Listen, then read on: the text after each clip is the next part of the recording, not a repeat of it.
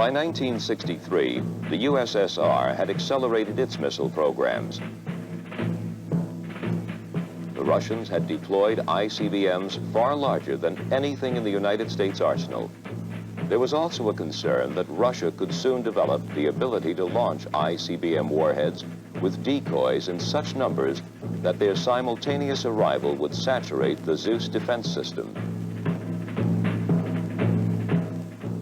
The Department of Defense accordingly decided in 1963 not to deploy Nike Zeus, but to give priority to continue R&D efforts by the same civilian contractor team to develop advanced radars, missiles, and data processing equipment to cope with the expected future threat.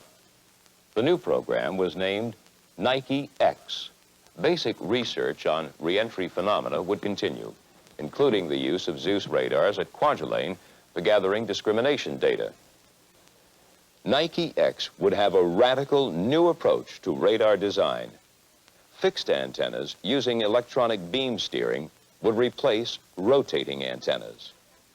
Since 1960, experimental efforts had indicated that this new concept, called a phased array radar, could perform a multifunction role and provide a major advance in handling simultaneously the many targets of the anticipated high-traffic threat.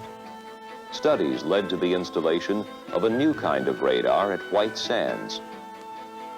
The advanced radar prototype was to prove that the functions of the Zeus radars, acquisition, discrimination, missile track, target track, and its data processing function could be accomplished by a single radar.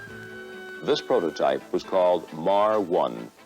It had one face for transmitting, one for receiving, and was capable of moving the antenna beam in a millionth of a second, scanning any sector of the sky many times faster than Zeus radars. Phased array radars can be hardened better against nuclear effects. However, as a result of further MAR studies, it was decided not to deploy a single very powerful phased array radar, but rather two phased array radars which could adequately perform their required function at lower total cost. They were a perimeter acquisition radar, or PAR, for long-range target tracking, and the missile site radar, or MSR, for both target tracking and interceptor guidance. The test information obtained from the MAR studies led to the development of tactical radars. The first was the MSR, tested at the Kwajalein Atoll on Mek Island. Here, assembly had begun in 1966 on the prototype two-face MSR, its associated missile site data processor, and the launch complex for testing tactical missiles.